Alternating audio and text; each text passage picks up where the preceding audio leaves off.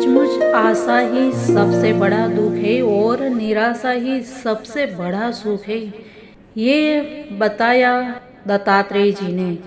क्योंकि पिंगला वेश्या ने जब पुरुष की आशा त्याग दी तभी वह सुख से सो सकी।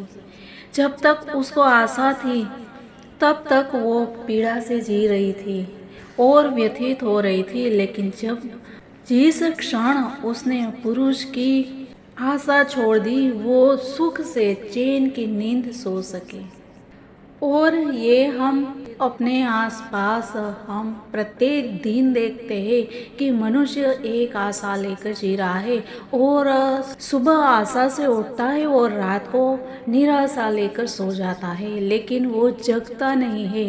वो जगता तब है जब उसके अपने ही उसका तिरस्कार करते हैं, उसको छोड़ देते हैं, तभी आत्मज्ञान होता है कि ये संसार है वो नश्वर है। तब तक आप कितना भी सुन लो लेकिन आपका आत्म का ज्ञान होने वाला नहीं है। हम सुनते बहुत है लेकिन आत्मा का जगना बहुत दुर्लभ है और वह तभी जगता है जब हम इस संसार से तिरस्कृत होते हैं। हमें अपने ही बच्चे हमारे स्वजन हमसे छोड़कर चले जाते हैं, तभी ये ज्ञान होता है कि इस संसार में कुछ नहीं है और तभी हम उस परमात्मा के शरण में जाते हैं। लेकिन भगवान तो बार बार चेताता है कि अभी है समय, संभल जा। लेकिन एक हम मनुष्य है जो संभलता ही नहीं है। कितनी बार हमें ये इशारा मिलता है कि बस करो, अभी और आगे बढ़ने की, संसार की मोह माया में पड़ने की आवश्यकता नहीं है। ये मोह है वो एक झाल के समान है और इसीलिए दत्तात्रेय जी ने 24 गुरुओं में से एक मकड़ी को भी अपना गुरु बनाया।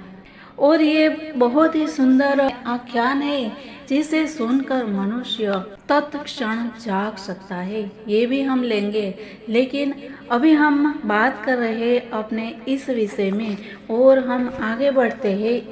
तो इसके लिए मित्रों इस चैनल पर यानी कि हम हिंदुस्तानी आर के चैनल पर आप नए हैं तो चैनल को सब्सक्राइब कर लीजिए, साथ ही बाजू वाले बेल आइकन को भी प्रेस कर दीजिएगा और वीडियो अंत में पसंद आता है लाइक शेयर और कमेंट करना मत भूलिएगा।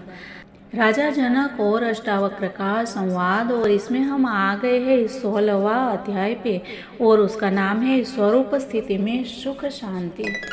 वत्स, चाहे तुम बार बार अनेक शास्त्रों का अध्ययन करो या श्रवण करो, फिर भी जब तक तुम सबको भूल नहीं जाओगे तब तक तुम्हारी स्वरूप स्थिति नहीं हो सकती।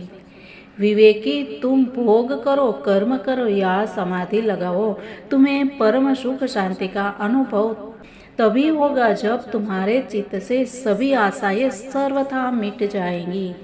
कर्म प्रयत्न से ही सब दुखी है, परंतु इस बात को कोई समझता ही नहीं। शुद्ध अंतःकरण पुरुष केवल इसी उपदेश से परम सुख शांति की प्राप्ति करते हैं। जो महापुरुष आंख खोलने और मूंदने में भी खेद का अनुभव करता है, उसी आलसी शिरोमणि को सुख है और किसी को नहीं है। जब यह किया और यह नहीं किया, इन द्वंद्वों से मन मुक्त हो जाता है, तब वह धर्म, अर्थ, काम और मोक्ष इन चारों पुरुषार्थों से निरपेक्ष हो जाता है। विरक्त पुरुष विषय में द्वेष करता है और रागी पुरुष विषयों के लिए मचलता रहता है, परंतु जो ग्रहण और त्याग के भाव से रहित है वह तो न विरक्त है और न रागी है। त्याज्य और ग्राह्य का भेद संसार रूप वृक्ष का अंकुर है। जब तक अविवेक जन्य स्पृहा जीवित रहती है तभी तक इसका अस्तित्व रहता है। प्रवृत्ति में राग हो जाता है और निवृत्ति में द्वेष हो जाता है, परंतु विवेकी पुरुष तो बालक के समान निर्द्वंद होकर यूं ही प्रवृत्ति और निवृत्ति में समान रहता है।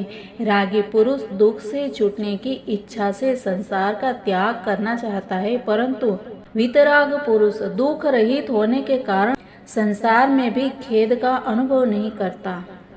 जिसको अपनी मुक्ति का भी अभिमान है और शरीर में भी ममता है, वह न तो त्यागी है न ज्ञानी, केवल दुख का ही वह हकदार है।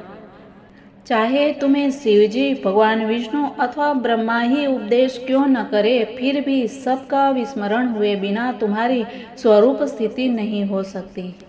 इस प्रकार हमें अपना स्वरूप सिर्फ सच्चित आनंद स्वरूप आत्मा ही है, उसी को हमें याद रखना है और उसी का हमें स्मरण करना है, तो इस संसार से हमें मुक्ति मिल सकती है। मित्रों, मिलते हैं हम कल, तब तक के लिए सबको जय हिंद, वंदे मातरम। भारत माता की जय, सनातन धर्म की जय।